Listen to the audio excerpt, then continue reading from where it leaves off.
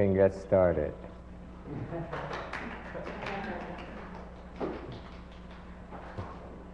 They're busy planning the trip this weekend, you know, to the city of 10,000 Buddhas. Tối nữa họ sắp đi vào Mường Thành mà, sư cô có đi không? So a long trip, too long trip for the nun here. Good evening, everyone. Xin chào quý vị. Midway through the Chanchi, nửa đường rồi. Okay, and a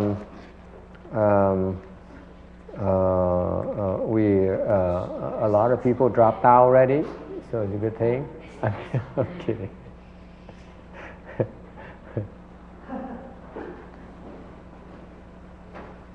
All right. It's nice to have you all here.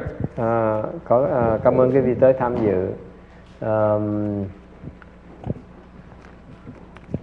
These Dharma talks are designed to help you answer any question you may have.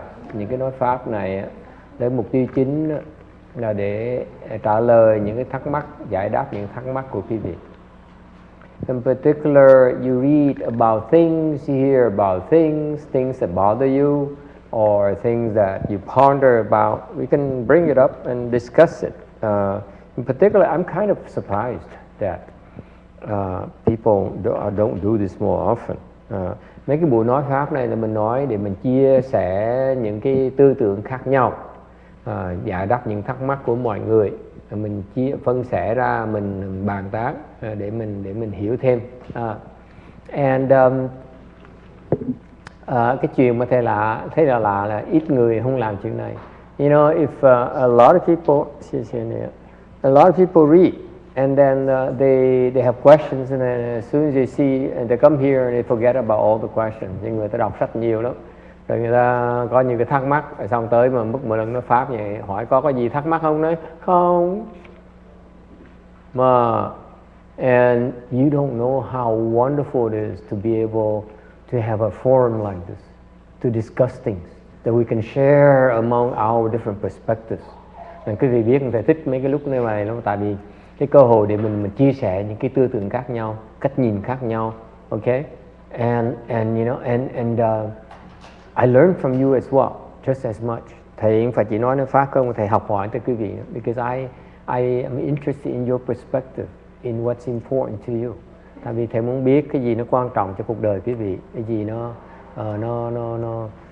cái pháp nó có thể làm cái gì mà có thể giúp đỡ được quý vị. Okay, so please feel free to ask. I hope, you know, because the reason we spend a lot of time doing this is because keep an open forum is because it arose from a need that I have when I was cultivating. Lý do thầy cố ý bỏ rất nhiều thời giờ mới cứ hỏi cái việc hoài để mà muốn cái bàn tán hoài, tại vì lúc mà thầy tu đó, I had so many questions. Is this okay? Is this right? Why there's so much contradictory information that you read? Lúc mà thầy tu có nhiều cái đề tài, những cái chi tiết nó cứ choảng nhau hoài nó có sự xung đột với nhau mà không biết hỏi ai, hỏi thì không ai trả lời hết. Okay, the more if I ask someone, either they say no, I don't know what you're talking about, or they would say give you an opinion that even makes it worse because so that's why you know one of the worst things that happen to you. You sit there and give an example. You sit there and you meditate and you wonder, am I doing the Full Lotus properly? Quý vị biết nhiều năm vậy đó, mà thầy ngồi thiền xong mấy năm tự nhiên có tư tưởng khởi lên, nó ủa mình ngồi kiết già có đúng không? Dễ sợ, sau mấy năm trời tu vẫn chưa chắc nữa, nó khổ như vậy đó. Okay, so that's how difficult it is, because you know you have all these doubts. Lúc mình tu, lúc thầy tu thì có nhiều cái nghi vấn dễ sợ. I couldn't find anyone to answer me. Không hỏi ai được hết đó.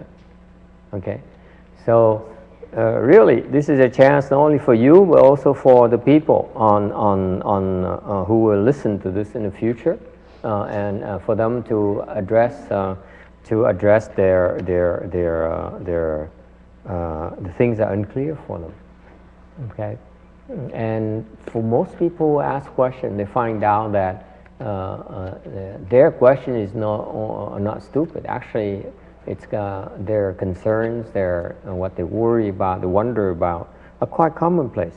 Most listeners, most other people, most participants have the same concern. They just don't know how to express it. That's all. Okay. Thành ra nhiều người khi người ta hỏi xong rồi những người nghe ta giật mình, ủa tại mình cũng có một cái tư tưởng như vậy, mà may ông này cũng hỏi ngày hôm nay. Okay. So I will tell you that I came to Buddhism about 20 years ago. Thầy bắt đầu học Phật pháp 20 năm trước, khoảng 20 năm trước. And my sole purpose was to restore my health, recharge my battery. Lúc đó thầy chỉ học Phật pháp, học thiền với mục tiêu rất là giản dị, là muốn sạc bình điện lại.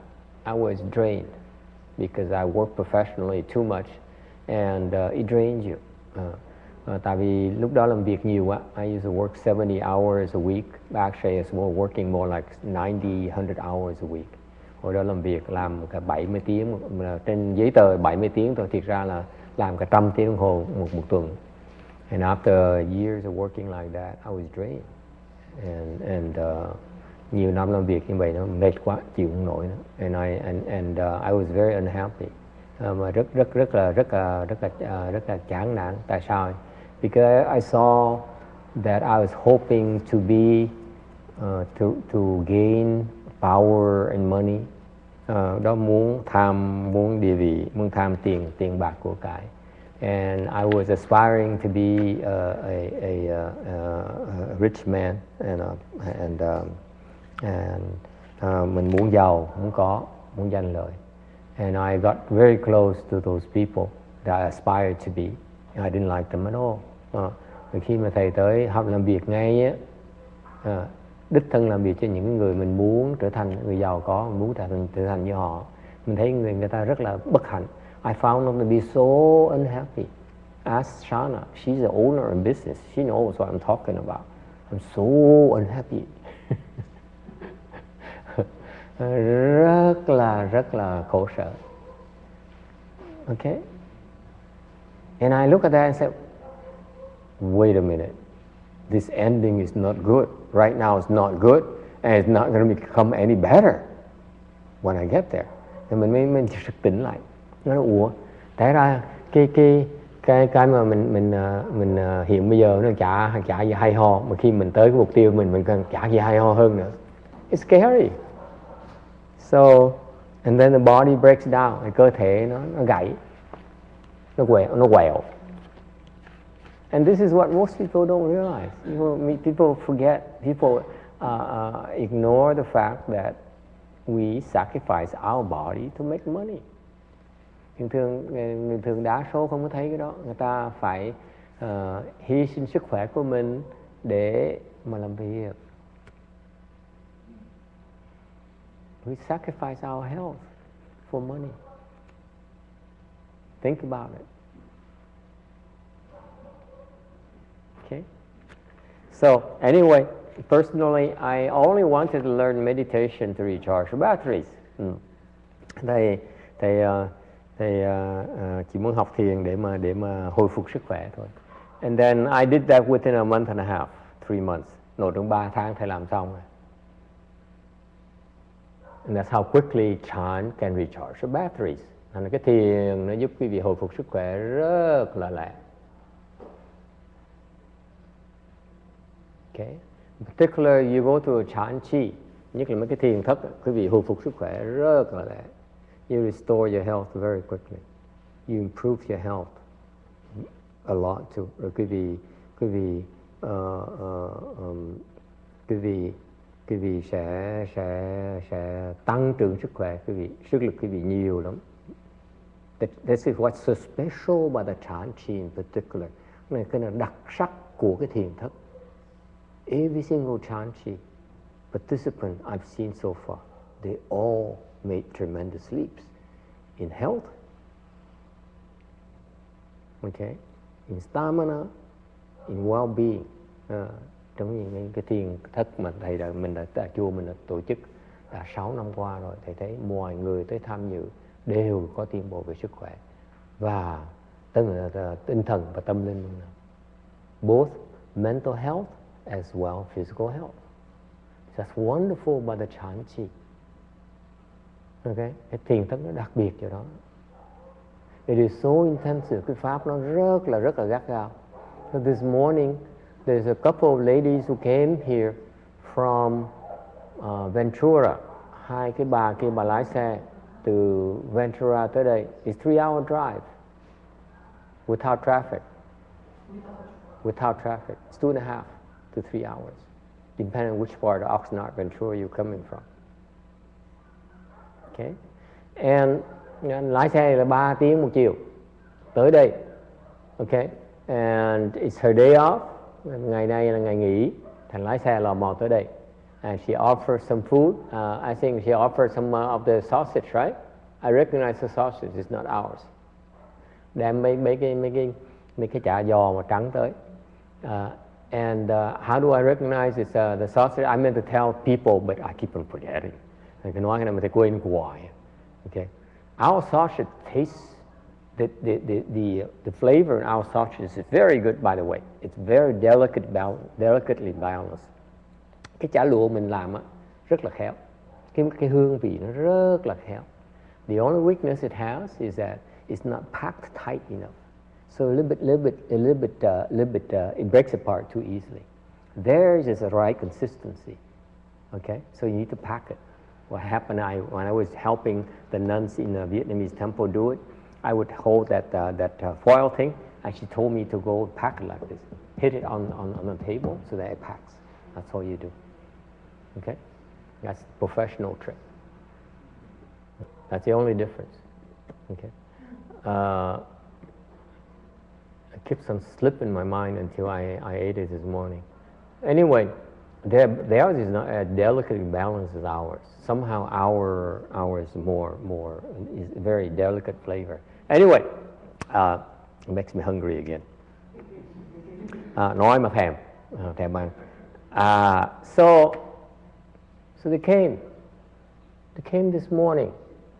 These are the people who came to us last year and said, "Oh, I finally found my Chan temple."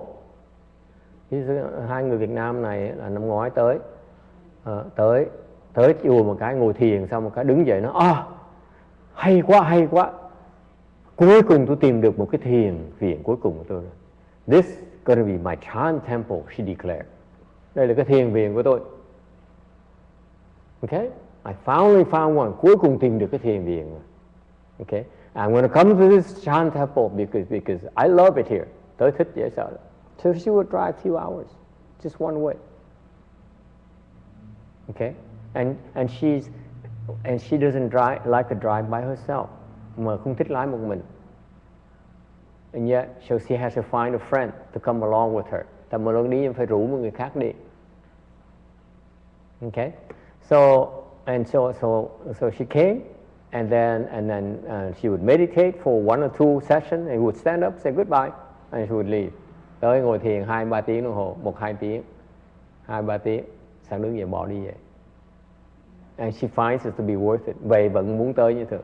That's all she gets out of it. Dễ sợ không? Chỉ tới ngồi thiền 2-3 khóa xong đứng dậy đi về. No Dharma talk, no nothing, you know. Không muốn nghe pháp, không có gì hết. Okay? No time for it. Because the Dharma talk is at 8 o'clock. He drives back there, you know, it's midnight, 1 o'clock in the morning. You see, we are so blessed in that we have the time to participate and listen to Dharma talk. Quý vị thấy mình có cái duyên lớn lắm, có phước lớn lắm. Muốn thiền thì thiền, muốn nghe pháp thì nghe pháp. Nhưng người ta không có dễ như vậy. It's not that easy for them. Okay. And so anyway, this morning she came, and then she was shocked. Sáng ngày tới, the first time, she was so shocked. she sat down, and suddenly one of the participants started screaming and crying. Mới ngồi xuống một cái là một cái ông đại hàng kia, ông khóc, ông la, ông hét, ông quằn quại. Trời đất ơi, he's writhing on the floor. And so,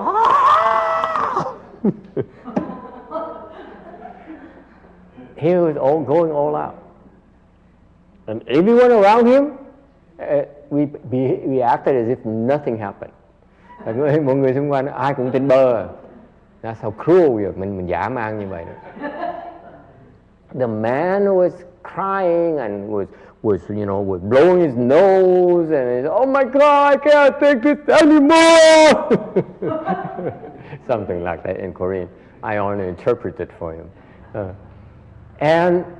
And then so he did that for about half an hour. Ông nó ngồi, ông quằn quại cái nửa tiếng đồng hồ.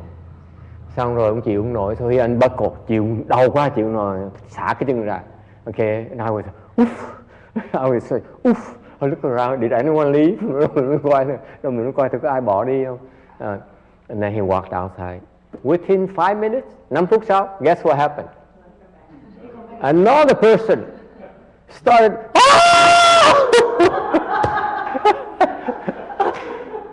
it started like a very small, faint thing. And then become louder. Bắt đầu mới là than nhẹ nhẹ thôi, mới thở, càng ngày càng thở hổn hển, xong bắt đầu khóc.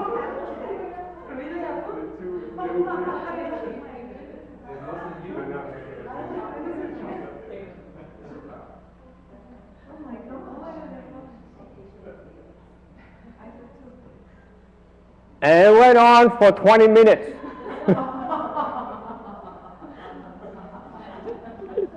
Rồi xong la hét cả 20 phút luôn. The old woman, that poor woman couldn't take it anymore.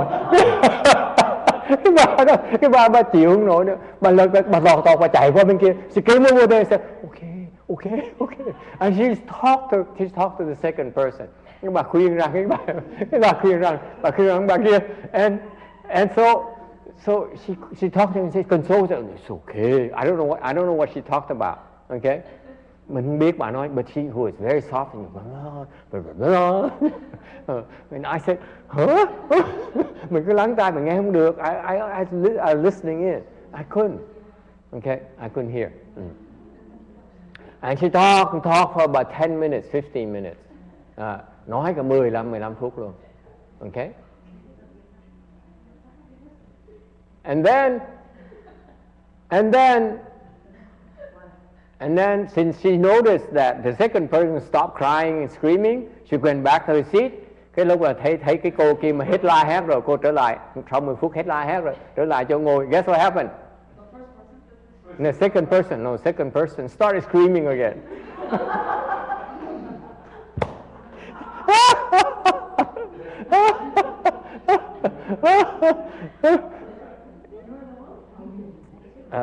We're protecting her identity.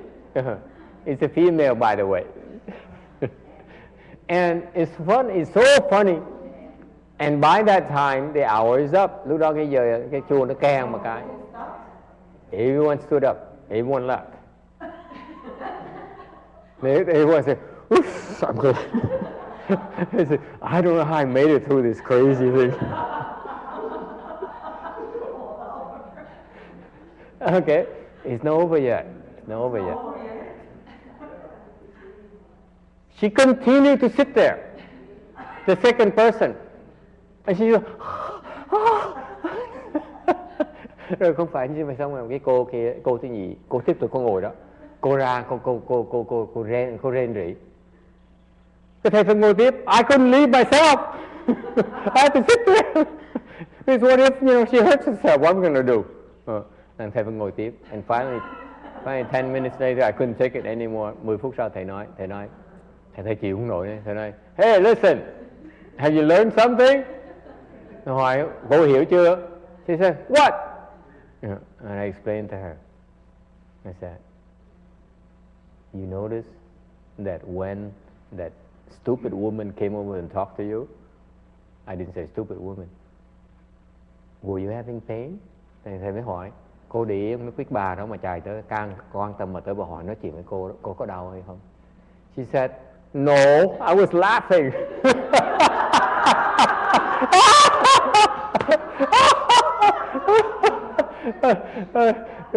She was laughing.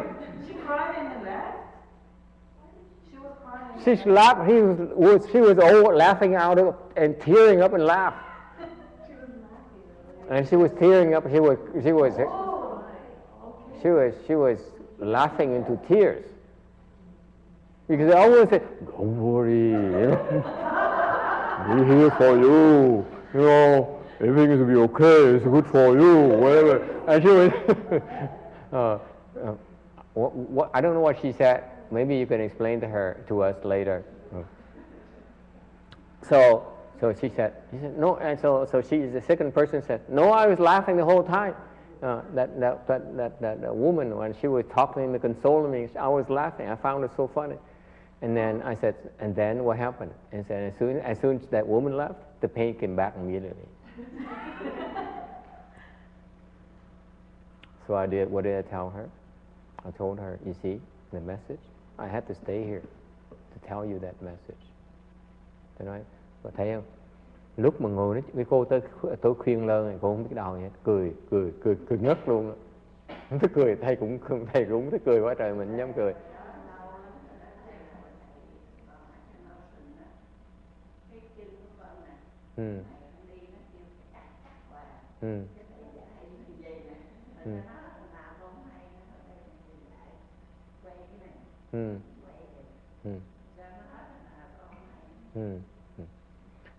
And she says when I was in the ocean 18 years ago, her ankle was clacking when she's walking, so I told her to rotate her ankle and it went away. That's how she remembered me. Anyway, so I explained to her, I had to wait for this to happen to explain to you. Thì thầy mới giảng vậy cho nghe. Okay. The pain went away immediately as soon as a woman came over. So the pain is that if you concentrate on something else, the pain goes away immediately. So you owe this lesson to her. Unless you do it, I will not teach you. Phải làm thầy mới dạy. Cái tâm quý vị lúc mà khi qua nói chuyện khuyên lên một cái là hết đau rồi, tại sao vậy? Tại mình không còn chú ý tới cái đau nữa. Don't pay attention to the pain. Let it happen naturally. It only worsens because you're rejecting it. That's all. Nó càng đau tại vì quý vị cứ than vang cứ nói tại sao đau quá vậy? Đau kệ nó đau thôi. Cái đau là cái đau chân đó, đau cổ chân, đau chân này nọ chỉ tạm thời thôi. Cái đau mà nặng nhất là cái đau này đau trong đầu á. Bởi vì nó cứ tới hoài. As long as you complain about it, as long as you say go away, it will stick with you. Mình ngồi mình cái than về nó sao mà đau dữ, tại sao mà chừng nào mới hết đau, là càng ngày nó càng đau thêm. That's all it takes. Get your mind away from it. That's all you do. Because the physical pain here doesn't last very long. It's your rejection of the pain that makes it last longer. Never knew that, huh? It took me a few years to figure it out. A few months to figure it out. Thầy có vài tháng thầy hiểu đó ngay lập tức. Okay? Isn't that amazing? This is why our chanchi is so intensive. Bởi vì cái thiền thất mình nó gắt gao như vậy. Tại vì cái việc học hỏi rất là nhiều. You learn so quickly, so fast. Unless you're willing to do it, I'm not going to show you. Quý vị không chịu làm thầy không dạy đâu. Okay? There's a reason behind all this madness. Nó có phương pháp đàng hoàng. Phải làm mới hiểu tại sao. Không chịu làm cứ ngồi muốn biết thôi, muốn nói thôi, là không bao giờ hiểu được hết. Okay? Học cái tướng pháp là không bao giờ hiểu được. Phải làm mới hiểu được. You have to do it. You cannot simply look and imitate. Okay? You do it, then you understand why. I've been doing it for too long. That's why I understand the principles behind all this. Thầy đã tu mà mỗi năm tu đều thành thầy hiểu những cái lý do tại sao mình phải cần làm những chuyện này. Thành thầy không đổi. That's why I don't change a single thing. Except for good food for lunch. Trừ phi những đồ ăn ngon thôi. Okay, got it? So, and then the story is not over. Chưa xong nữa. So the woman, after lunch, she came to me. Ăn trưa xong rồi, no nê xong rồi. She came to me, that Oxnard woman. She came to me and she says,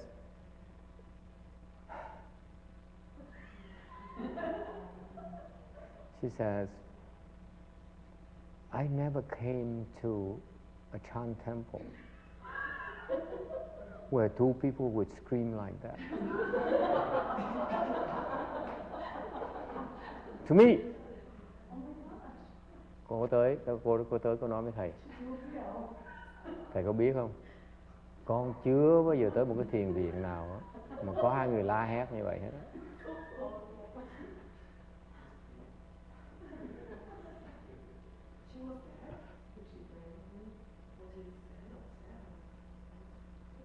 So what did I do? I don't know what she's. I can't read people's mind. Why do you ask me that? So what did I say? Thầy trả lời sao? I said, it's because they refused to scream on the first day.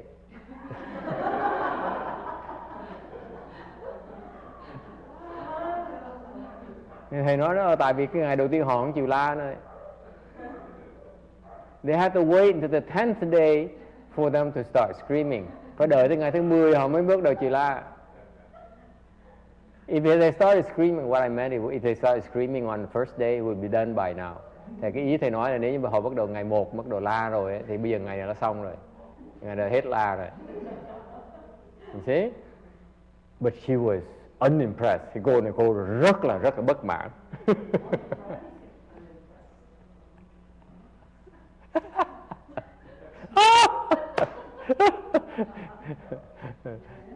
Còn thấy cái chùa mình dễ sợ không? Vác cái mặt tới đây á, mấy tiếng đồng hồ lái xe tới không dạy đâu. Tưởng mình biết hết rồi, dạy làm cái gì? You see, you come here, you drive such a long distance, and you say, oh, this is my temple and everything. You can talk all you want, okay? You come here, I know everything there is to know about Chan. Who am I to teach you anything? When you come to a temple, you come to learn, you have to have the proper attitude. Quý vị tới học tới chùa, you go to CTTB this weekend. Quý vị tới bàn Phật cũng vậy. Có cái thái độ khiêm cung. You have to be humble and respectful. Okay? That's very important. Cái này rất là quan trọng. Unlike young people, nhất là người trẻ who go to colleges,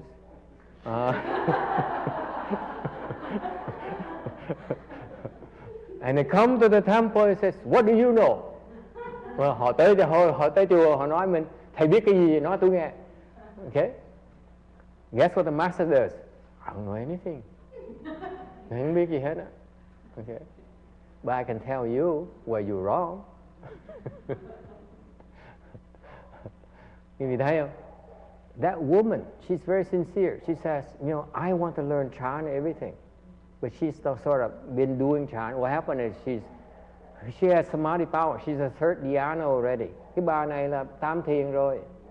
They are in Southern California, ở dưới cái Bắc Nam Cali này. I can think of only 3 or 4 monks who can teach her. Thầy biết có 3-4 thầy có thể dạy bà thôi. Không ai dạy bà nổi hết. That's why she walks, she goes to every single temple. Thành bà biết khắp cái chùa rồi. Khắp hết rồi đó nghe chưa? Chùa Việt Nam, mấy người Việt Nam bà đi móc hết. Mấy cái thiền viện bà đi hết rồi đó. Cái tàu nó thằng gì đó là cũng đi hết rồi. Đi mới bỏ ra chê. So she go to all these places. whether Vietnamese or so, and she walked in, she walked out. Okay, because no one impressed her. Không có ông thầy nào biết cái gì hết, không thầy nào mà khiến bà lép vế hết đó. Okay, no one impressed her. She stuck there for a long, long time. She's been stuck there for years. At least a decade. Ít nhất là 10 năm rồi. Kẹt ở đó 10 năm rồi. And it reinforces your stupidity. Bị kẹt như vậy là kẹt cứng. Càng ngày càng nghĩ là mình không có gì mà có thể học được nữa. Okay? And that's why she said, oh, I cannot believe this. You have two people crying. And it was so judgmental that I had to laugh. I said, yeah, I should have done on the first day. Go figure. I tried to tell them first day, but they wouldn't. Thầy ác lắm. Kẹt là 10 năm mà tam thiền rồi. Mà thành ra không ai dạy bà được hết. She listened to my Dharma talk once. Nghe thầy giảng pháp một lần thôi. She said she wasn't impressed.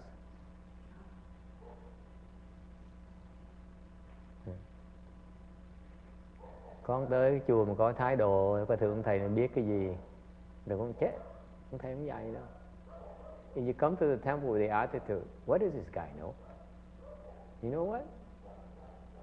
You will not be taught.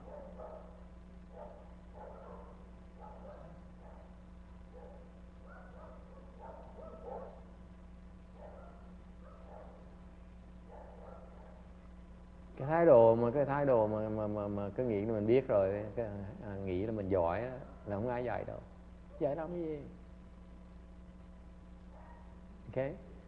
Students are supposed to be, again, humble and respectful. Học trò đó phải khiêm cung. You want to learn, you have to be humble and respectful. That's how you can remain open-minded. Thì như vậy cái tâm quý vị mới cởi mở, mới có thể thâu hút được, thâu thập được. Cái tâm mà nghĩ mình biết hết rồi thì dày lắm, nó đầy quá rồi. It's like a cup that's too full. There's nothing you can pour in anymore. Cái ly mà nó đầy rồi sao mà đổ vào làm cái gì? You see? See that? So that poor woman, bà nó tội chứ sao?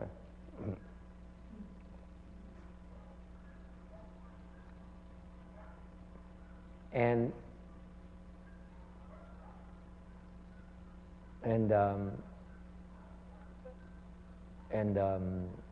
I feel sorry for her. Thấy tội nghiệp. Okay, tội nghiệp là because she was so judgmental. I find it so funny. I didn't bother to explain to her. Thấy tội nghiệp là tại sao? Thấy bà đinh cái chắc chắn là cái chùa này sao? Chắc là có ma cái gì? Thầy cũng cười quá, thầy cũng buồn cười. Thầy cũng từng nói, she probably thinks they're possessed by demons or some ghosts or something. The Vietnamese have a saying. They say like when you meditate, it's easy to enter demonic states. Việt Nam á, ta nói mấy cái thiền đó, cái đồn nhau á, tu thiền dễ tẩu hỏa nhập ma lắm. Thầy ác như vậy. Muốn nghĩ tẩu hỏa nhập ma, cứ nghĩ tẩu hỏa nhập ma đi. This is how we are at the temple. You think that my people, my students enter demonic states? You're most welcome.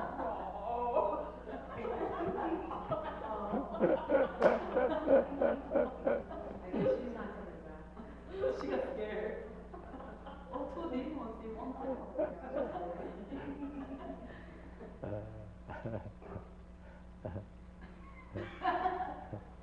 Yes, sir. You're not respectful enough. We're not going to teach you. Không khiêm cung, không dạy. Okay. Remember that lesson. Bài học rất quan trọng. You want to learn. Be humble, be respectful. Nhớ cái đó. Okay?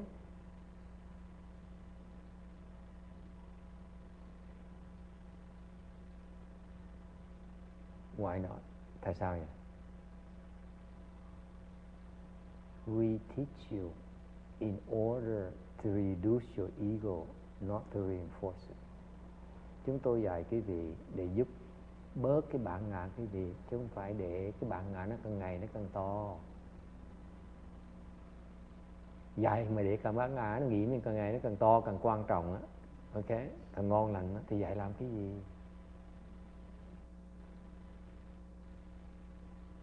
Okay? We're hurting you, we're not helping. Dạy như vậy đâu có dạy cái vị đang hại cái vị. Okay? Questions? Ai thắc mắc gì không? No questions? Oh, fantastic. 21 minutes and we're done. 20 phút nữa là xong. Anyone has any story to tell? Có ai có chuyện gì kể không? Yes. Yes. Actually, you were talking about you went to meditation for 3 months. After that, what happened? I know. After that, I know you tried to recharge your energy. Yeah. How long did it take you? A few months. That's it. And then when do you want to be a monk? Can I ask you that? Sure. And then câu hỏi là sau mà hồi phục sức khỏe làm gì? Then I was intrigued by the meditation process. Rất thầy mới tò mò, thấy cái thiền nó hay. Okay. And I was in particularly intrigued by Master YongHua's teaching. Thầy thích cái pháp của ngài Tiến Hóa. And so I said, wow, meditation is so cool. Let me go and learn meditation a little bit more and see what happens. Thầy thấy cái thiền với pháp này Tiến Hóa hay quá. Thầy mới tò mò, thầy muốn đi học cái thiền thử. And so I told myself, I made a mistake. Thầy mới làm cái lỗi lầm. I said, let me learn meditation. Let's learn meditation. Thầy nói là thầy quyết định thầy đi học thiền from Master YongHua, học thiền từ ngài Tiến Hóa. And I said, like everything I do, tất cả mọi việc mình làm thầy, I said, let's spend a maximum of 10 years to learn his meditation. Thầy nói là mình bỏ 10 năm mình học cái thiền của ông này. I want to learn from the best. I want to learn everything there is to learn. That's how I learn things. Thầy học cái gì cũng vậy hết. Thầy muốn học cho ông thầy giỏi nhất, và tất cả những cái gì mà mình có thể học được thầy muốn học hết. So I was prepared to spend 10 years of my life to learn about meditation. And what's the best way to learn meditation? Is become a monk. And really devote all your entire time to it. If I learn it quickly enough, then I leave. Thì dự tính là mình học cho xong rồi mình đi về. Okay? The hair is easy to replace. Cái tóc nó dễ mọc lắm. Okay? So my plan was never to become a monk long term. Cái kế hoạch thầy là không phải là xuất gia cả đời mình. It's only temporary engagement, chỉ tạm thời thôi. And so I somehow, events happened that the next 10 years I was pulled and more into it. Thì những cái chuyện nó dồn dập nó xảy ra, từ từ mình bị lôi cuốn vào. And we were pulled deeper and deeper into the monkhood, càng ngày càng đi sâu vào cái cuộc đời người xuất gia. And particular, okay, around the 9th or 10th year, I began to understand chant. Từ khoảng những năm thứ 9, năm thứ 10, thầy bắt đầu hiểu cái thiền. I said, I got it. Hiểu được cái thiền. I got what I came for. Mình hiểu được cái mình tìm ra cái mình đang mong cầu, đang truy cầu. Okay? And so that's when my late teacher told me you should start teaching. Thì đó ngài Thiền Hóa mới nói là con bắt đầu dạy đi, con đi dạy đi, đi dạy thiền, đi dạy. He told me to go teach. And I said, what am I going to teach? Thầy mới suy nghĩ mình dạy gì bây giờ? Chant. the Chan I understand is too difficult.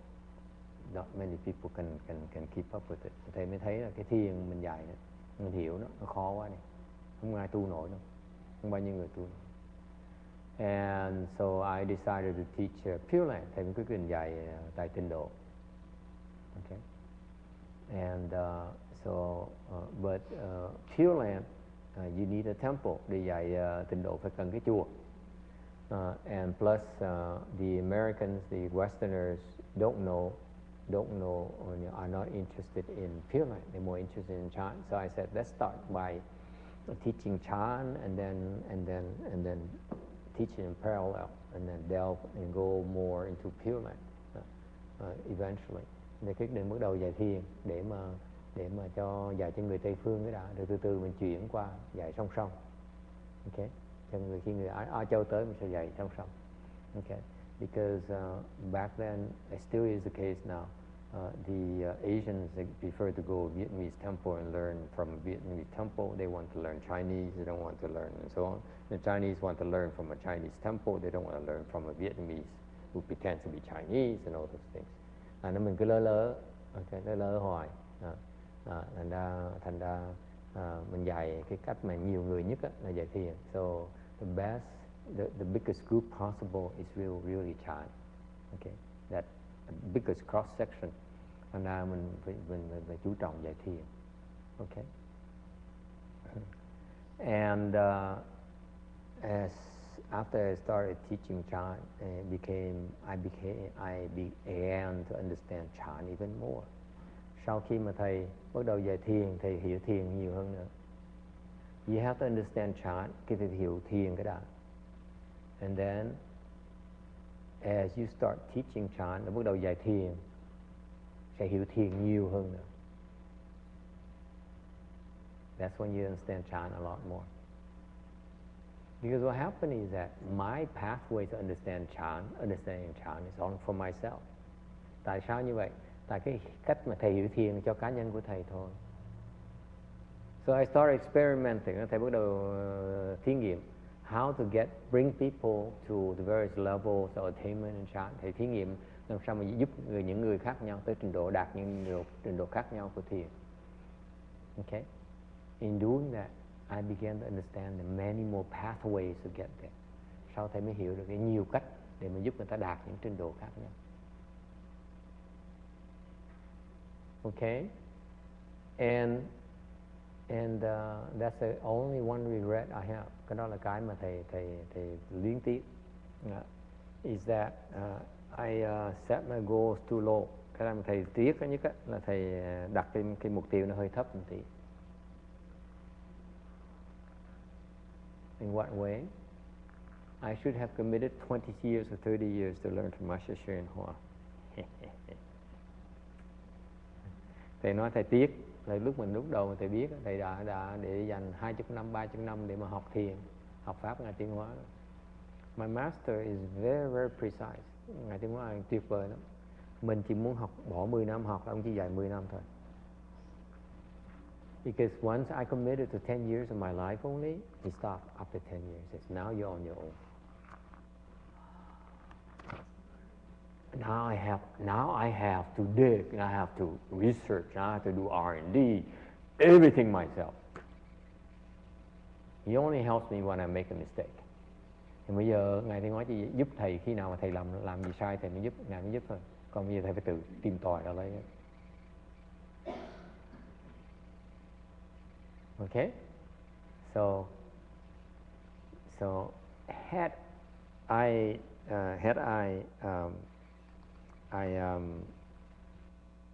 been better advice, I would have gone for 20 years or 30 years.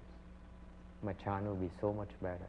Thành thật mà nói, lúc đó mà thầy biết, mà thầy đã dám bỏ nguyện ra, bỏ 20 năm, 30 năm để học cái pháp này đó, thì chắc chắn thầy đã hiểu nhiều hơn. Because what happened for 10 years, the way he trained me is incredible. Tại sao vậy? Tại cái 10 năm đầu mà Ngài Tiến Hóa Ngài dạy thầy thấy cách dạy hay quá. I realized how wonderful the training was. And I said, wow, this is not written any books, không có sách nào nói như vậy hết. And that's why I said, wow, this is, I didn't realize that Chan training is just so wonderful. Thầy mới thấy là cái thiền tông, cách huấn luyện thiền tông nó tuyệt vời quá. Okay. 10 years is not enough. 10 năm chưa đủ. I wish I could spend, the next 10 years, the next 20 years learning more. Phải chi mình bỏ được 10 năm, 20 năm nữa học tiếp. Okay.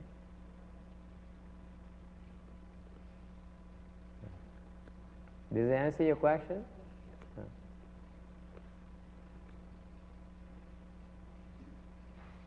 Here's the point. If you have a teacher who's willing to teach you, you get ahead a lot quicker. Thầy nói cho quý vị nghe, tìm được ông thầy giỏi mà ông thầy đó tận tâm tầm lực mà dạy quý vị tiến bộ rất là lẹ. I was so impressed with Master YongHua's precision. He taught me exactly 10 years. Thầy kính phục cái sự chính xác của Ngài Tiến Hóa. Ngài chỉ dạy thầy đúng 10 năm thôi, không dạy hơn. 10 years, that's all. He gave me. That's why I said a mistake of mine. Bởi vì thầy nói mình mới công nhận là mình thiếu cái sáng suốt, mình chỉ chịu học có 10 năm rồi. Ông chỉ sáng suốt dạy cho mình 10 năm thôi. He's only willing to teach me 10 years, that's it. That's what one of the lessons what I said yesterday. Mahayana is about you. It's not about what he thinks. About what's for Master YongHua is for me. Thầy quý vị hiểu không? Ngày hôm qua thầy nói đó, cái đại thừa là để cho quý vị chứ không phải để cho ông thầy đâu. Và Ngài Tiến Hóa chỉ cho thầy 10 năm cho thầy thôi. Tại thầy chỉ muốn 10 năm, ông chỉ cho 10 năm. Because I only wanted 10 years, he gave me only 10 years.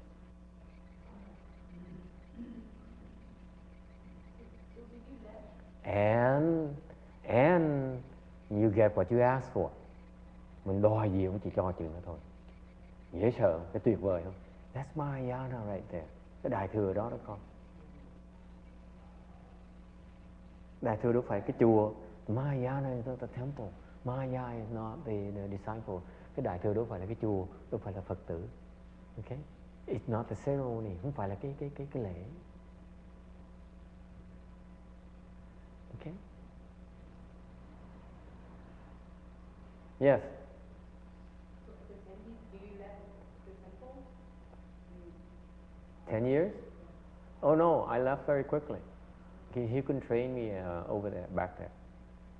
Hỏi là 10 năm thầy bỏ chùa lúc nào? Thầy nói là lúc đầu thầy bỏ cái điếng đó. Tại vì cái môi trường nó tu không được. Because for the way the training program I went through, I cannot stay at the RBA temple. Tại vì cái cách mà Ngài Tiến Hóa huấn luyện thầy đó, thầy không thể nào ở lại cái chùa Hoàng Phật được. Why is that? Because they follow a different training program. Cái cách huấn luyện của họ khác, cách huấn luyện của Ngài Tiến Hóa huấn luyện thầy. So what happened is that they kept on interfering with my practice. Họ cứ phá cách tu luyện của thầy hoài. Thành thầy phải ra ngoài, thầy không ở đó được. I cannot stay there. Ultimately, because they prohibit me, inhibit my practice. Họ không có đi cùng đường. Họ không tu cùng cái chương trình. It's an entirely different training program. Okay. Questions? Any other questions? Yes. Ví dụ thầy giỏi thì thấy cái luật nó chỉ có biết cái mục tiêu đó thôi. Thì đúng là thầy phải thấy cái khả năng nó thì cho nó cái chỉ cho mày có khả năng gánh tới 20 kg lận chứ không phải 1 kg đâu. Thì thầy phải train nó chứ không phải là 1 kg cho 1 kg thì để cho có nhiều người ra để train người khác nữa cho mà mới có cái năng. The question he has is if the master, the teacher, the great teacher, sees that the student is not ambitious enough, why should you stop at 10? Maybe you should go at 12, 15, 20. Okay? Why not? Yes? I think the teacher eventually do after already reached that level. So.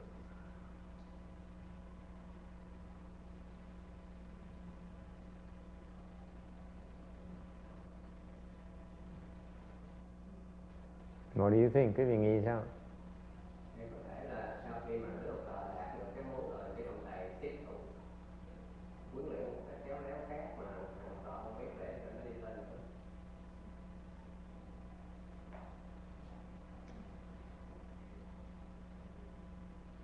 nữa. Cái gì đâu không? Tại vì thầy nguyện với nguyện chỉ 10 năm thầy tới cho nó thầy cho cái 10 năm thầy cho nó nguyện của mình một là một. Nó quán năng đi dạo thành quán năng nguyện có một điều thôi mà đạt được một điều đó thôi chứ không được nặng thế nào. Cái nguyện mình mong muốn là bây giờ thầy đã thầy muốn 10 năm thầy đủ cho 10 năm thôi thế này không có tiếp tục. The student has to take the initiative, the teacher will not. Cái người học trò phải tự chủ. Okay? So you adjust. The student has to say, okay, maybe 15, or maybe 8. Thành người học trò phải nói, maybe có thể nói tự nói thôi, 10 năm lâu á, 8 năm thôi, quá lâu đi. Then the teacher will adjust. Thầy sẽ đổi. The student says, hoặc là nói 12 năm, 15 năm, thì ông thầy sẽ đổi luôn. The student has to take the initiative. Người học trò đó phải chủ động. You cannot sit there and wait. Okay? Why is that? Tại sao như vậy?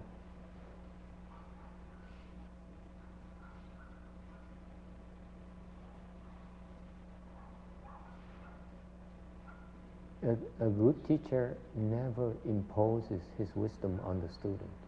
Người học trò, người thầy giỏi không bao giờ ép cái trí huệ mình trên người học trò. Why is that? It's profound respect for the student. Cái đó là cái sự kính trọng người học trò. If you want the student to respect you, you have to respect your student the same way he respects you. Ông thầy muốn học trò nó kính trọng mình đó, thì mình phải kính trọng nó giống như nó kính trọng mình vậy. You have to respect the student the same way he respects you. Totally. Nghe rõ không? Mình phải tôn trọng nó. Nó sai mình phải tôn trọng nó như thế. Thì nó mới tôn trọng mình được chứ. Mình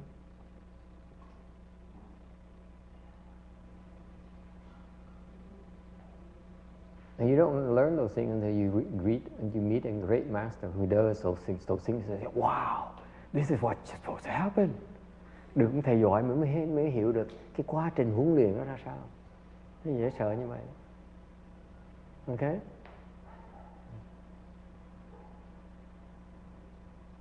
Questions? Ai thắc mắc gì không? Does it help?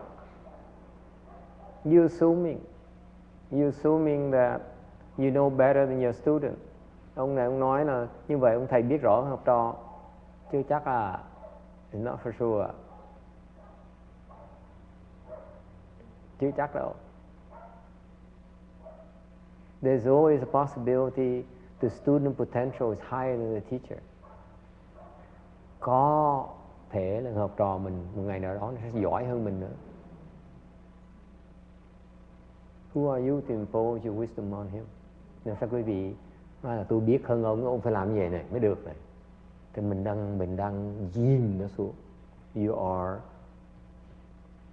are inhibiting his progress.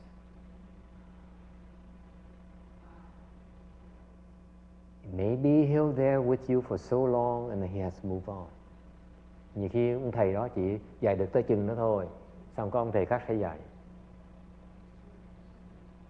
That's why I found out. Đó sao thầy mới hiểu. I have other teachers. Sau này thầy có mấy thầy khác nữa. Who taught me things that Master YongHua did not teach me. Còn những người thầy khác dạy thầy những cái mà Ngài Tiến Hóa không có dạy thầy. He never taught me. He never taught anyone actually. His mountain of teachings that the Yabe is guarding.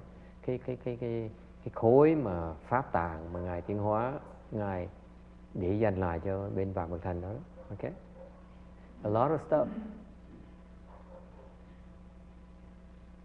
A lot of stuff I learned outside of that. Những cái thầy học sau này nó ngoài những cái đó, nó khác. The fundamentals are there. Cái căn bản nó có đó thôi. But it's a lot more beyond that. Nó còn có nhiều cái khác nữa.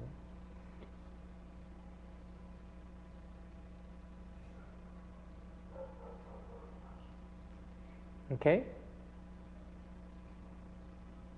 So, answer this question.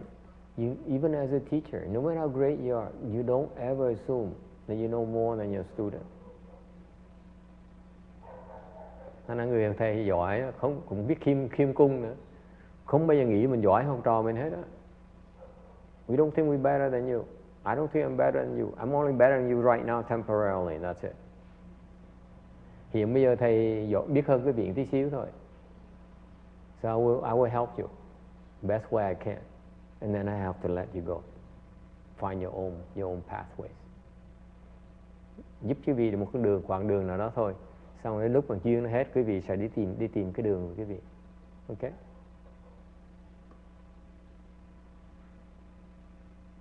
And that way, when you surpass me, you come back and you teach me how to scream and yell and cry. Rồi sau khi quý vị mà tìm cái đường quý vị rồi trở về dạy lại cho thầy cách khóc, cách cười. Right? We learn from each other. Mình học hỏi với nhau mà.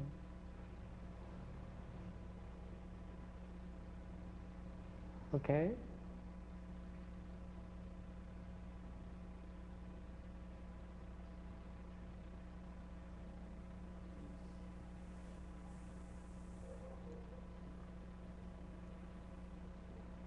And that's what I learned. I learned from the next phase after the first 10 years, and I learned that, oh my God, there's so many great teachers out there. Thầy mới thấy có bao nhiêu ông thầy giỏi, nhiều người thầy giỏi dễ sợ.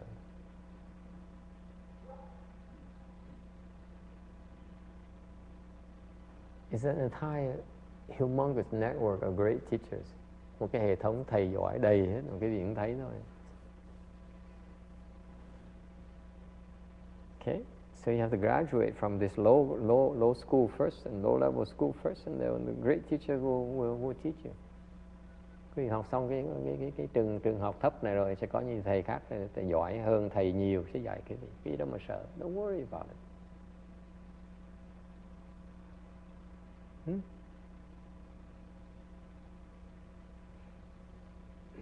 Could be as fast as a few weeks. Chẳng chỉ có thể lẻ như là một cái thiền thất. Could be as slow as 10 million years. Nó chậm hơn khoảng những 10 triệu năm nữa. Don't worry about it. Just try your best. Go all out. Cái tu học thôi, đừng lo nghĩ. Okay.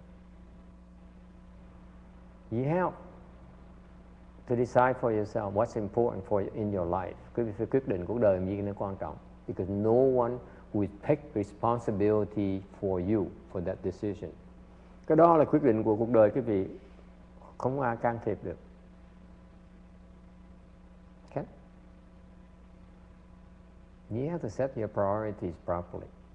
Cái đó là cái tiêu chuẩn quý vị phải tự quyết định lấy.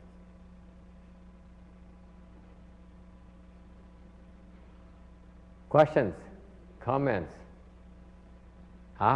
The hour is up. Isn't it pleasant? We can talk about something, crying, screaming. You know what? We should have some ice cream. No.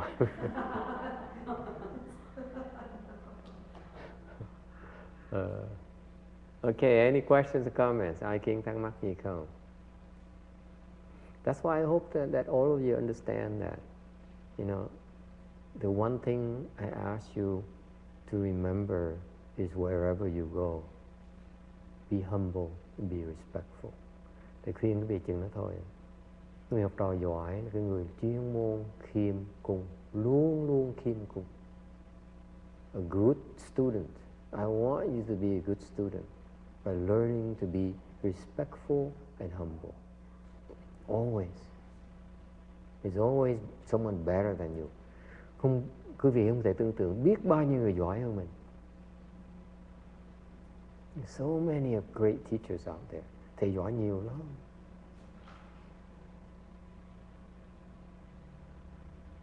It's just that you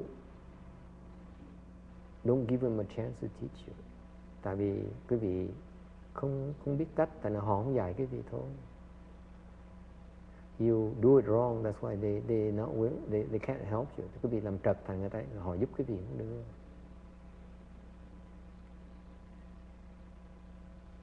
Okay? Questions? Anything else you'd like to discuss? Có ai có thắc mắc hay muốn bàn gì nữa không? Okay, then the hour is up.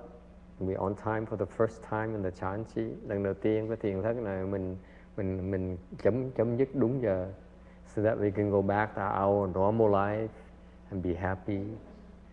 Mình trở về cuộc sống lương thiện của mình, bình thường của mình, cái hạnh phúc của mình. No crying.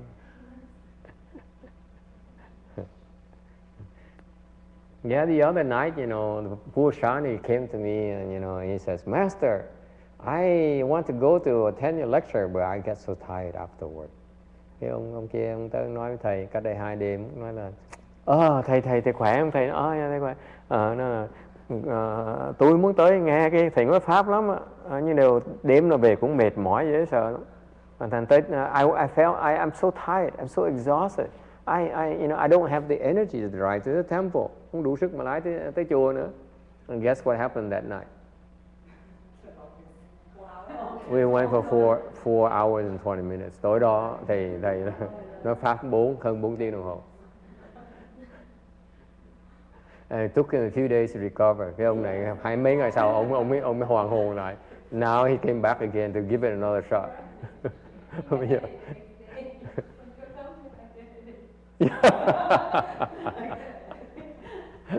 Hôm nói ngày cô kể nó cây điện thoại ngày hôm sau hỏi có muốn tới chùa không? Nói ngày này tôi nhức đầu quá. Really crazy, yeah. It's amazing. You didn't realize that after 4 hours of speaking Dharma back and forth, no one was tired. Everyone so charged up. Quý vị tưởng tượng, nó Pháp hơn 4 tiếng đồng hồ. Đứng về trên bờ, không có ai mệt. No one was yawning, không có ai ngáp, không có ai nhăn mặt. No one complained. Everyone stood up and then, yeah. Interesting, like at 12, I look around, people are like, Yeah. I still have questions. The reason we have to leave because he has to go to school the next day. What kind of mom are you? I was asleep. Yeah. 4 tiếng đồng hồ, không ai mệt hết, dễ sợ. This is after a full days of practice. Mình thiền cả ngày rồi đó. Sáng tối nói chuyện tới 4 tiếng đồng hồ nữa. That's how crazy it is. That's only for Chanchi. Để mà theo cái thiền thất mới như vậy thôi, không ai làm được như vậy. Cái không khí thiền thất như vậy, nó đặc biệt ở chỗ đó. And by the way, when you do a Chanchi, you're supposed to be tired. Để nhắc lại quý vị, cái thiền thất là quý vị phải mệt. It's a good tired. Cái mệt mới là đúng. If you do Chanchi and you're not tired, then you're too lazy. Quý vị làm thiền thất mà không thấy mệt đó, là quý vị lười biếng. Yes, question. After meditating, after the Dharma talk, I think everybody gets recharged. Mm-hmm. That's how I feel. I feel discharged, but you feel recharged. Mấy cô nói sau khi nói Pháp xong là cô hăng sung sức lên. Thầy nói quý vị sung sức, cái thầy thật sụt sức. I feel like reaching for some Cold Stone ice cream or a beer or something. Thầy muốn chụp uống cà phê hoặc là ăn kem hoặc là uống bia nữa, chứ thầy chịu không nổi. You know by the way, most Dharma masters after they speak Dharma, they're exhausted. Đa số những pháp sư nói pháp xong là hết hơi luôn, siêu luôn. It's true, Mireya. We came back, we go back to our room, we cried.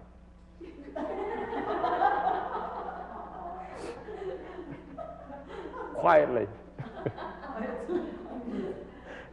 Rồi nói đa số mấy pháp sư về trở về phòng mình khóc thút thít nhỏ nhỏ thôi. It's funny too because the chanchi is the only time when I speak Dharma I don't get tired. All the other times you get tired. Những cái you know, after Sunday afternoon nói chuyện nói giảng kinh Kim Cang chiều chủ nhật giảng sau khi Phật thất là đều mệt hết. After the Sunday Varsha Sutra lecture, after the 4G Dharma talks, you get drained. But chanchi, That's why chanchi is so fascinating. Cái thiền thất mình không mệt thôi, dễ sợ như vậy đó. I can talk and that's it. It doesn't bother me. Cái nó hoài à.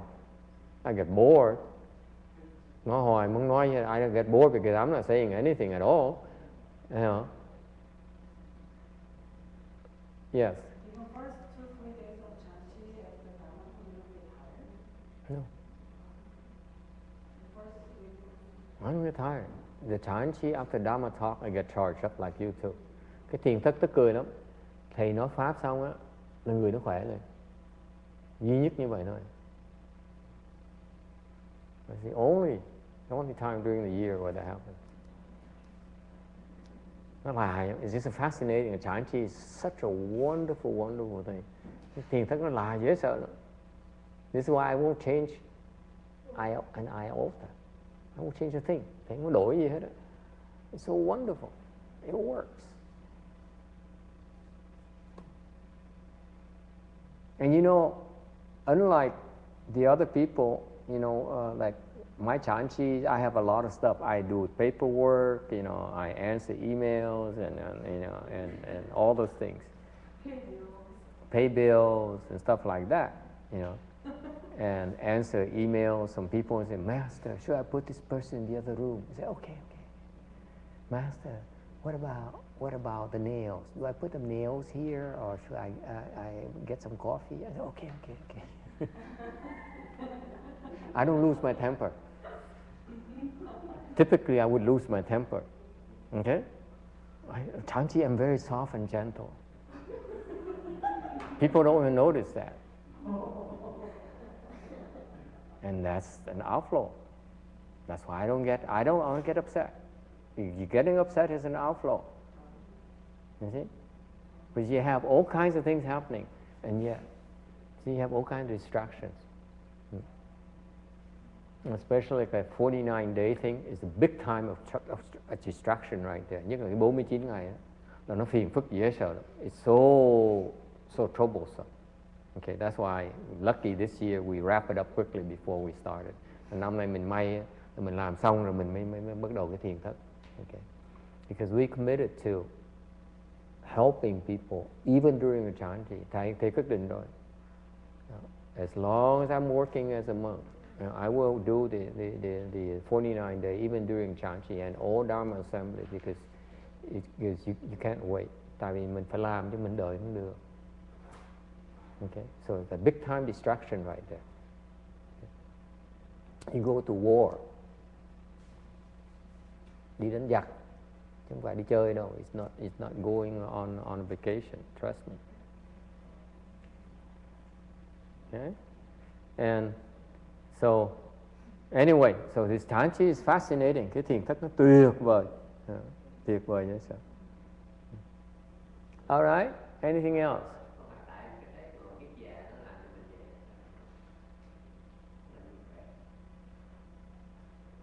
Tại mình tiến bộ, thì mình làm được nhiều hơn.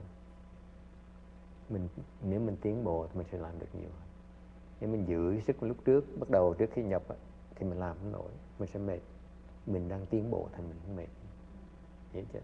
Cái thiền thất nó dễ sợ như vậy. Cái pháp nó cái công hiệu nó lớn không quý vị có thể tưởng tượng được.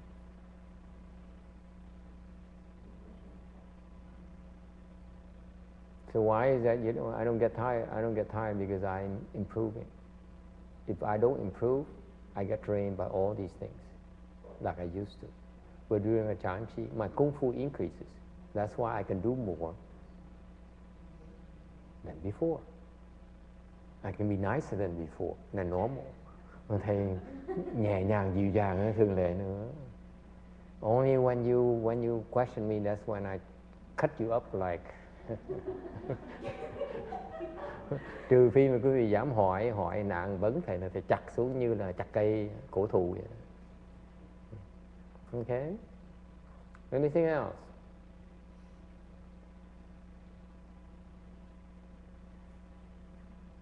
Yes. Can I ask you, I have a question. Is my sister. She likes to eat leftover food. Mm-hmm. I think we eat leftover food like one day maybe it's good. Sometimes for a few days and she still like to save it and eat it. And I Which sister? The one here or the one? Yes. But this is what happened. No, I told her that you have to be careful what you eat because you might get sick, you know. Mm-hmm. And as she said that, and she wasn't eat leftovers so you were, that's how we say blessing. Mm-hmm. I And think it's true in certain way, but certain food you just throw away because it's, right, you know, bacteria grow. like dairy products, yes. Mm-hmm. I told her, and I know she don't listen. I don't know. I think I told her I'm wrong to tell her that, because she keeps telling me things that, you know, like you need to say the food you eat, like say blessing. It's true certain thing that I see that when I eat, what I think I could eat it all, Mm-hmm. and that's what. So what do you want me to do? You need to throw away. They don't eat leftover. Tell her to throw it away? Throw it away. Okay. But she will listen. And the other thing. What makes you think she listens to me? I know her too long. She does. Oh, No, she doesn't. No, she does. No, she doesn't. You're so wrong. You're so wrong. I know her too well. No, I know her too well. She does not listen to me. She pretends to listen to me. She come home and she would tell us that that's how. She took us years to tell all my other sisters and like tell us to come to temple, and finally we got what she needed, you know. And I'm thanks her for that. That's why we're here. Mm. And you're such a great master. Yeah, but she doesn't listen to me. That's a different thing. She doesn't listen to me. Mm. But she said don't, because I took her to the doctor. The doctor said you have high cholesterol, high blood pressure. You need to get medication. I said yeah, you get medication. She just didn't. Listen. I don't care what she does. Okay, there's things that I know are very important. Okay, I can overlook a lot of things. We speak in English. I hope she doesn't understand. And we pretend we're not talking about her.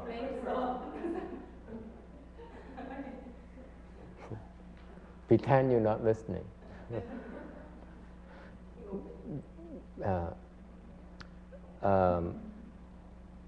A lot of things I will overlook. Okay, I don't care because it's too many issues. The one thing for the last 5 years, I told her, I said, a very important thing I want you to do. Get a rebirth plaque for yourself. She wouldn't.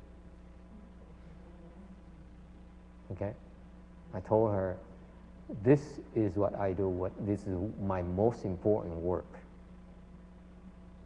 Okay? At this temple, is that. You come to the temple, you support the temple. This is what I want you to do. Let me do it for you before I die, before I go away. It's not enough time. My time's limited. You don't know me. I will change my mind and say, 20 years, forget it. I want to cut it off next year. What are you going to do? Okay? I'm going to say, I've done enough. I feel I paid off my debts to my teacher. I've done enough. I move on. Okay? And she wouldn't listen. See? She pretends to listen on the small things. Oh, I like master, and so on. But no, she has very opinionated. She will not listen. So my point is that when she makes up her mind, she will not listen. No, she told us that when you make up your mind, you won't change. Two can play that game, I guess. Yeah. But the point here is that the reason she eats leftover, you should not be concerned because she's trying that Dharma where she preserved her blessing by making a vow to preserve her blessings like that, not waste food, she gets help. She shouldn't worry about it. She gets help. Okay? From Master YongHua. You shouldn't worry. Okay? He didn't send her here for that. He sent her here for me to help her get her to the Pure Land. I know that. But that stupid woman not listen to me. There's nothing I can do. She can do whatever when she's ready. Well, I try to tell her, I don't have that much time. I want to ask you about the part that you were saying, the rebirth. Ah! Okay, tomorrow night. Yes.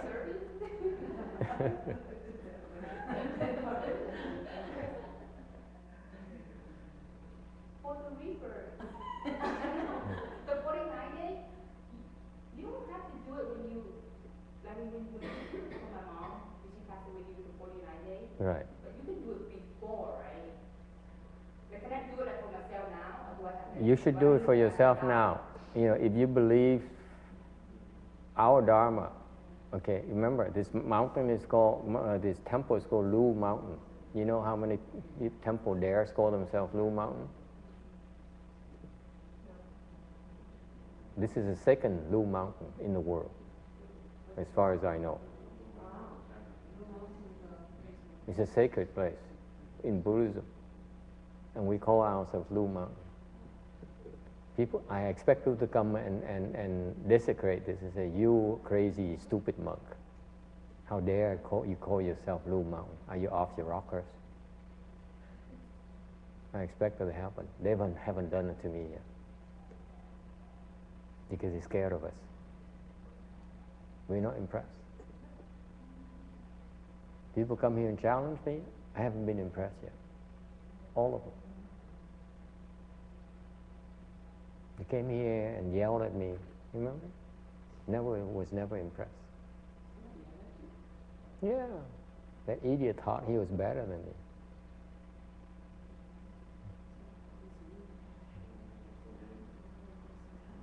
So part of what we do with the temple here is we help people obtain rebirth. Okay?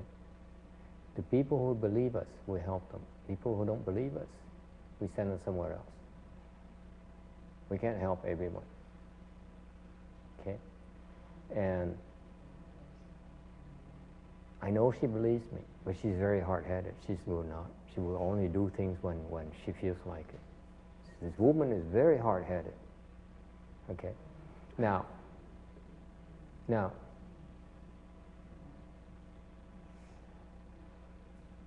rebirth to the Pure Land is very, very critical for all of you for this very simple reason. Okay? Each person, each temple is different. We take different approaches. Okay? Our approach is slightly different in that we generate blessings. The key denominator is blessings. You need to have a lot of blessings.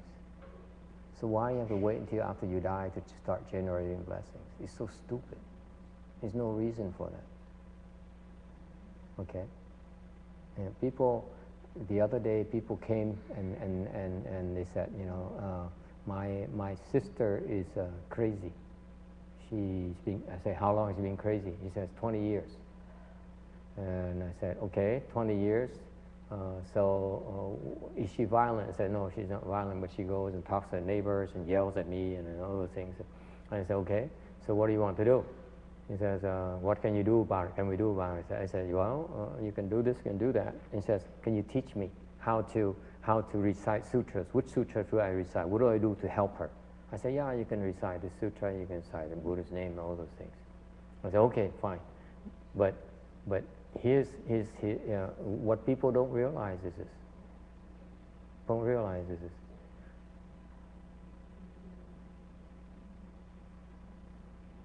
The crazy ghost, the craziness ghost, came to that family to harass them, to torment them, right? What makes you think that whatever they do is going to have any effect at all? Huh? They are the arch enemies already. They come there in order to give them a hard time. What makes you think whatever they do is going to make any difference? Very unlikely. Right? They need external help. But these people don't get it. Okay? So that's the nature of the retribution. They're supposed to continue to suffer. There's nothing you can do. Okay? Similarly, the people who do Pure Land, he says this is where the approach is so wrong. They said, I believe in Pure Land, I recite the Buddha's name, and I recite sutras and so on, and I go participate Fochi and all those things, and I help, people help me, the monks, and people help when I die, okay? And no one ever told them this. If you've done it right already, why are you still here? You should be gone to Western Bliss Pure Land already. Time and time again, they come here and say, I want to go to the Pure Land. I want to recite the Buddha's name. I want to recite sutras now. That's the proof for me right there that these people need external help. And they are not. No one ever told them that. Same analogy, the crazy ghost. Okay? They're unable to overcome these obstructions themselves. That's why they keep on coming back, and recite the Buddha's name, time and time and time again. Okay? Our approach is get professional help. Don't take chances. You should get professional help, just in case. Your enemies will not listen to you.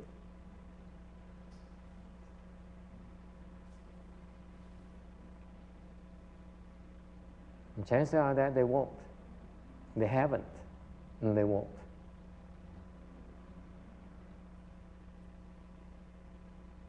Okay? Just the same, when it's my time to go, I will ask for help too, because I am powerless against my own personal enemies. You kidding me? I know my limitations. When my enemies come, I'm helpless. There's nothing I can do. Because my enemies, because they can stop me. You see that? That's why Pure Land, you have to be smart. You have to use others' power. You have to use others' help. That's a big difference between Chan Chi, Chan, and Pure Land. Pure Land, ask for help. Get help. Don't be stupid. Make sense? We all should get help. You kidding me? What are you waiting for? You wait. See, the Pure Land right now, the Chinese, we wait until you die and go ask for help. And you have 49 days to make it happen. You're crazy. That's why we small time, but we need, we do it, our approach. They say, this is how we do it, and this is to try to make it to the Pure Land as soon as possible. Another aspect I tell you, okay, not only is it a matter of time, but although another aspect you don't realize.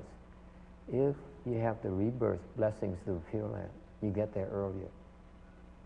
You don't have to suffer here. You idiots. You think it's so great here. Huh? I don't think it's that great here. If you have the blessings, if you have enough, you go there quicker.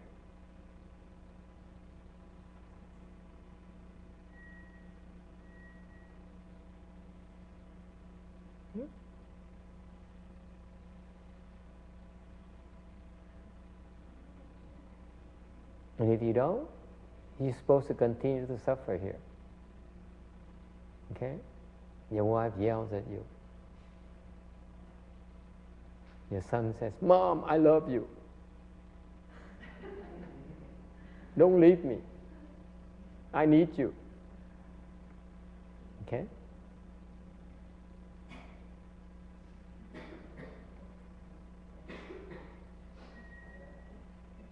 And so the approach people have, we have a fantastic, Shakyamuni Buddha have such a fantastic Pure Land Dharma door, and yet we're not practicing it properly. That's why I'm trying to tell the whole world. Mình tu trật, cái pháp nó có rồi mà mình biết cách tu, nó khổ như vậy đó. Cứ nó tôi niệm Phật, tôi đấy. Có một số rất nhỏ niệm Phật làm được, còn đa số là phải cần cầu cứu hết. Mà mình cầu cứu, những người mà không cần cầu cứu cũng nên cầu cứu. Tại sao? Đi sớm hơn, phẩm vị nó cao hơn, giải dễ sợ nữa. Cái thiền mình phải ngồi, mình vẹo chân luôn mình mới tiến bộ được. Right? In chant, we have no choice. You have to sit here and why me, and cry and say and oh my God. Okay? You have no choice. There's only one route.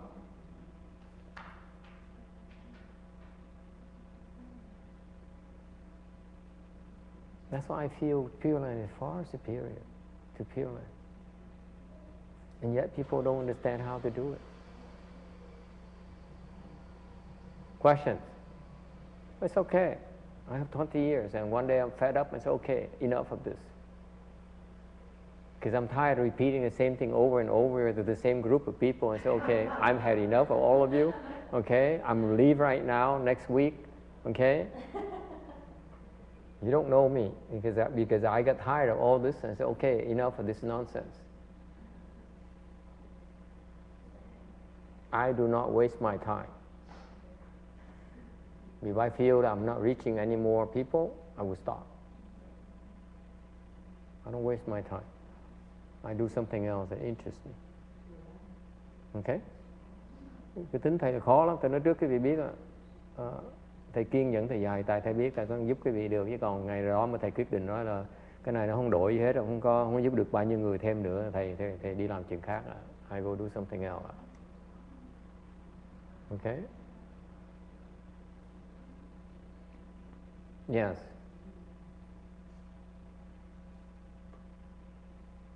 Yes?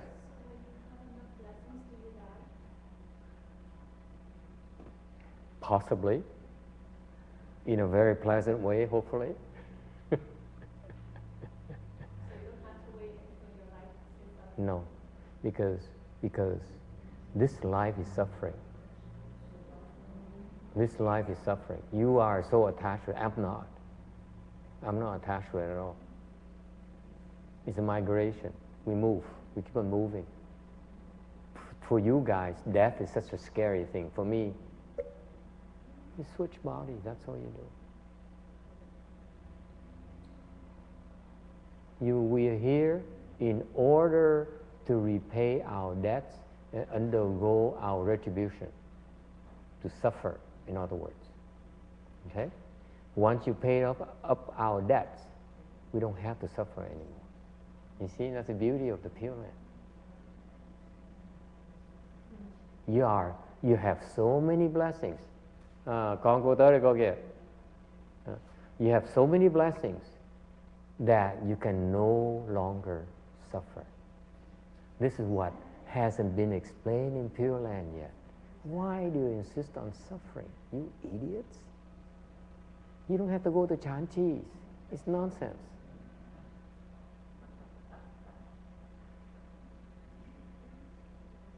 Okay?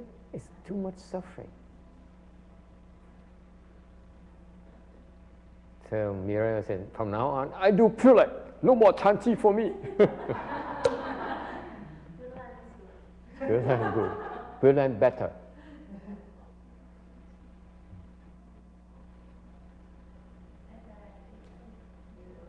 Emitofuo. Okay, đi về cô. Okay. Question, ai thắc mắc gì không? Yes. How do you know when you pay off all your debt in this lifetime? It happens naturally.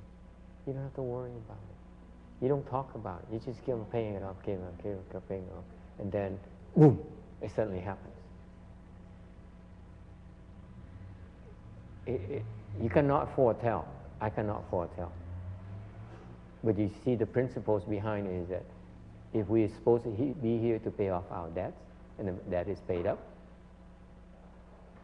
there's no more work to do. And when, on the other hand, you are supposed to have all the blessings in order to have all the bliss, that when it starts taking over.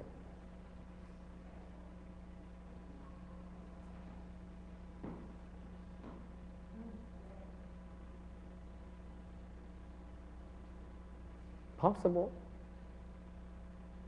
Good, Michael is not here. He doesn't ask. He's going to ask me, can you prove that?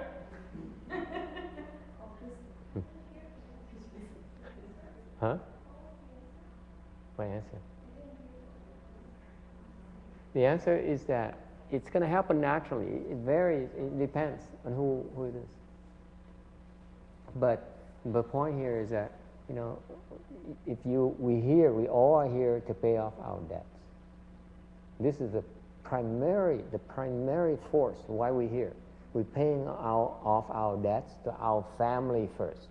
You're paying off your debts to your children, okay? You're paying it off. That's why you have to be smart about it. If you intend to pay it off by slaving for them until the day you die, good luck. You probably have to come back to continue that, okay? And so we're all here to pay off our debts to our children, to our loved ones. It's most obvious. Your family are the one that you owe to. Okay? So we're all here to pay off our debts. And it's paid up. And then at the same time we're smart and we accrue blessings in order to go to the Pure Land. That's very hard to do, by the way. It costs a lot more than paying off the debts. Okay? Then when the two things are taken care of, boom, you're done. No more suffering. Are you kidding me?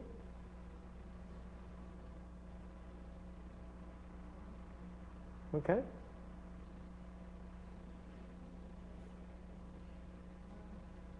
No one explains that in Pure Land. Why? Because they don't get it. They don't understand Pure Land.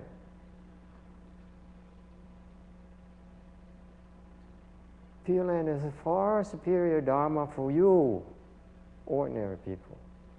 Far superior Dharma.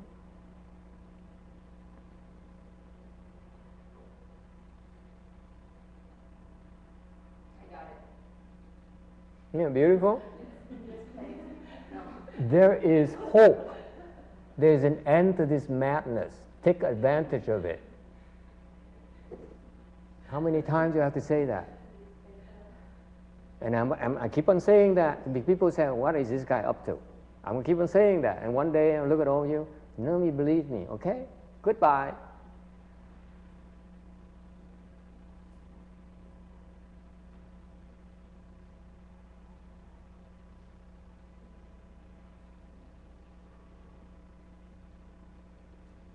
People who won't listen,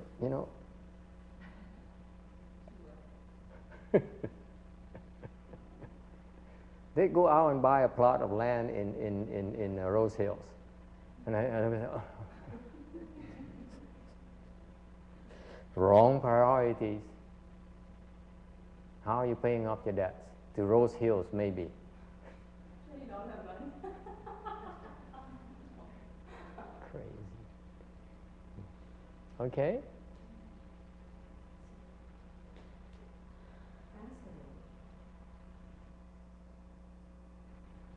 It's wonderful. This is why Master YongHua has to bring the Pure Land Dharma here.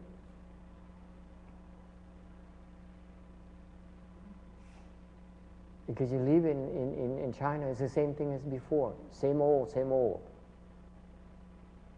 The Chinese says, those things are bad omens. you're putting a jinx on us. You're shortening our lives. I say, yeah, I hope to shorten your life so that you stop suffering.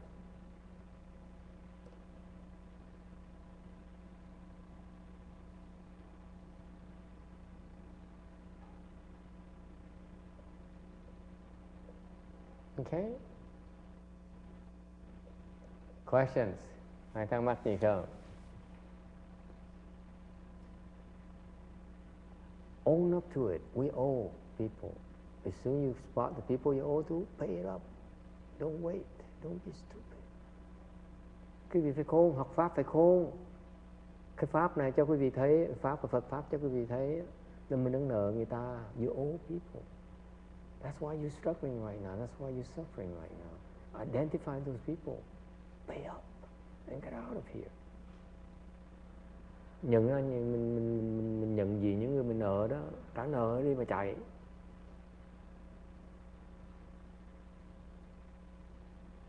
Okay, yes. So, Pastor, we are really in the driver's seat. Yeah. This is what the Dharma is supposed to do for you, to help you understand, assess the current situation, and offer you choices on what to do about it. It's your choice.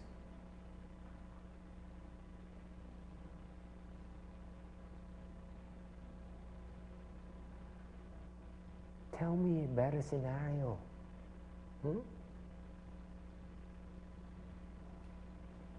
Continue as right now? What do you think? What makes you think it's going to change? But it's just like that woman from Oxnard. I know about meditation. It's okay.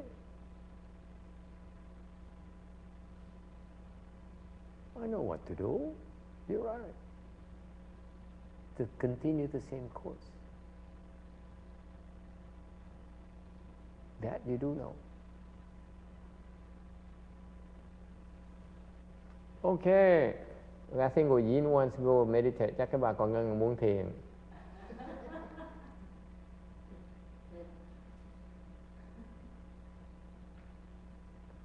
Okay. Can we stop here? We have an early break. And then... Thành ra cuối tuần này. So what happened this weekend? Who's going to cook this weekend? Cuối tuần này ai nấu đây? Yes.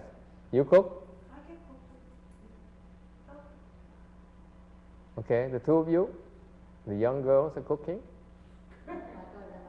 Có người nấu hả?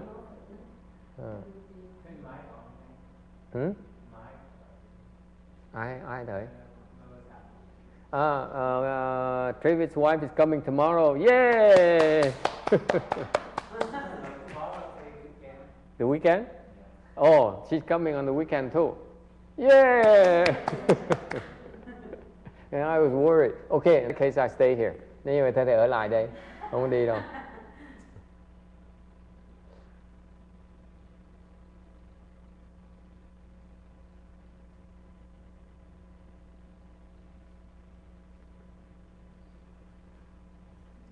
Okay? All right. Let's stop here tonight. Thôi ngừng lại đây.